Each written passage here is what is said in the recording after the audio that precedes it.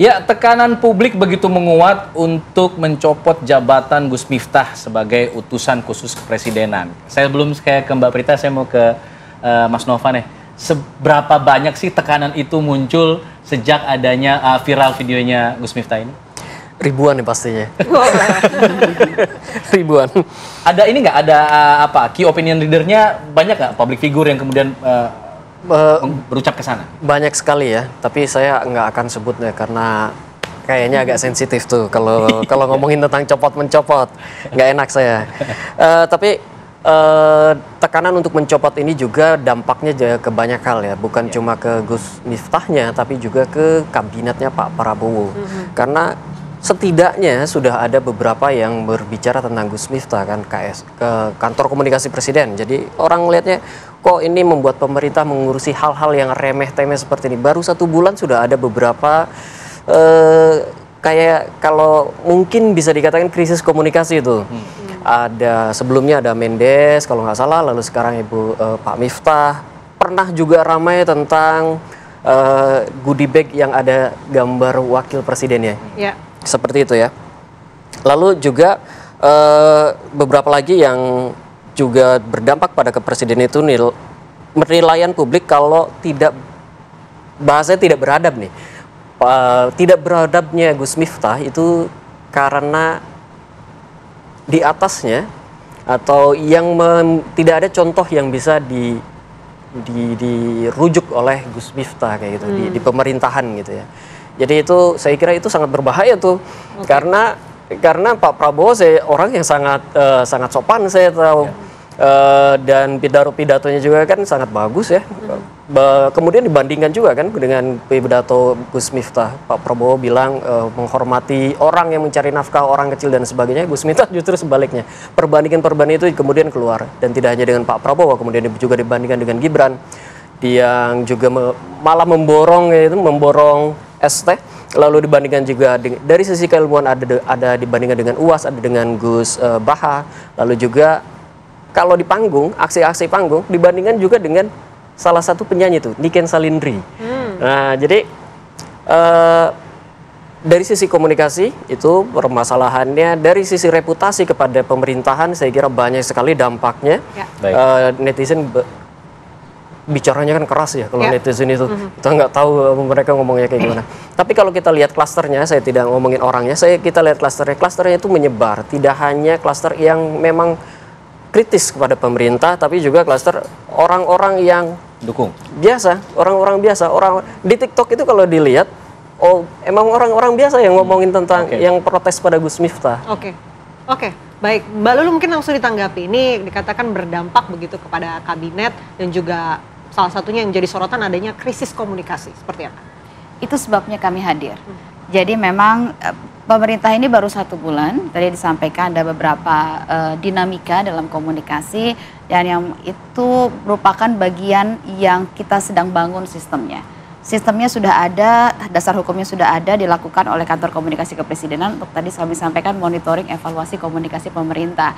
Jadi kami berupaya untuk bahkan sebelum hal-hal yang sensitif disampaikan kepada publik, kami berusaha menjaganya terlebih dahulu agar jangan seperti ini, jangan seperti pemadam kebakaran, ada kebakaran kemudian dipadamkan, tapi dari awal dikelola sedemikian rupa. Tujuannya adalah tujuannya adalah membangun komunikasi yang dekat kepada rakyat, membangun kepercayaan publik. Karena tadi apa yang disampaikan, sikap Pak Prabowo ini jelas sekali sebenarnya. Kami ini berjuang dikatakan berkali-kali kita bekerja untuk rakyat kecil, seperti itu. Kita bekerja untuk rakyat. Sikap Pak Prabowo tadi disampaikan bahwa menghormati mereka yang bekerja keras, membanting tulang secara halal untuk menghidupi keluarganya. Termasuk dengan para pedagang. Termasuk pedagang teh, termasuk kemudian juga kita semua yang bekerja keras untuk itu. Nah, tadi cermati tadi bagaimana dinamika di sosial media. Sebenarnya apa yang terjadi di sosial media membantu sebenarnya pemerintah untuk mengawasi itu sendiri. Seperti tadi dikatakan, bisa jadi kami tidak tahu. Kantor komunikasi kepresidenan tidak bisa berada di semua tempat pada waktu yang sama. Mata-mata dari para netizen, mata-mata dari rakyat inilah yang membantu mengawasi komunikasi pemerintah. Jadi memang hal ini sangat dibutuhkan untuk menjaga kepercayaan publik agar program-program pemerintah bisa sepenuh-penuhnya berjalan untuk masyarakat. Oke, tadi kan PCO tadi dikatakan punya fungsi sekarang untuk mengawasi dan mengevaluasi, tapi punya wewenang untuk memberikan sanksi juga nggak? Tidak, memberikan sanksi tetap presiden yang memberikan sanksi. Jadi kita menunggu nanti, apakah nanti akan ada sanksi dari presiden mungkin? Sejauh ini presiden sudah memberikan teguran, dan baru 1 bulan kabinet bekerja dan diberikan kesempatan untuk melakukan pekerjaannya. Oke. Baik. Terakhir mungkin dari Pak Amir Shah, kita lihat ini mungkin apa ya wejangannya lah untuk para penceramah di luar sana agar kemudian hal-hal seperti ini tidak terjadi lagi. Pak Amir Shah, silakan. Ya baik, ini pertama pembelajaran yang berharga bagi siapapun ya, tanpa kecuali. Kenapa? Karena seperti saya katakan di awal tadi bahwa setiap manusia itu ada peluang-peluang untuk berbuat salah dan ada peluang berbuat yang benar. Nah, pilihan-pilihan kita adalah bagaimana kita lebih produktif ya, berbuat, berkata, berperilaku yang tentu lebih benar supaya apa? Supaya dapat mewujudkan kemaslahatan. Nah, kemaslahatan yang dimaksud di sini sebenarnya adalah kemaslahatan umat dan bangsa.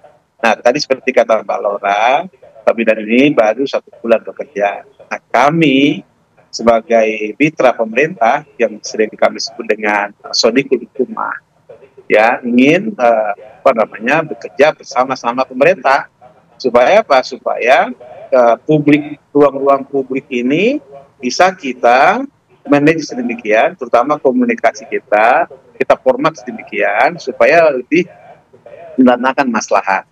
Nah, tadi di awal saya sudah sampaikan, Pak Toemo itu ingin bagaimana bermuamalah di media sosial, masuk lewat media komunikasi semacam ini, termasuk bagaimana strategi kita berkomunikasi. Kan sebenarnya intinya, setiap kali kita menampilkan sesuatu, kita pastikan ada 3 hal. Pertama, penguatan literasi, kedua tentu sosialisasi, dan ketiga edukasi. Terhadap apa saja?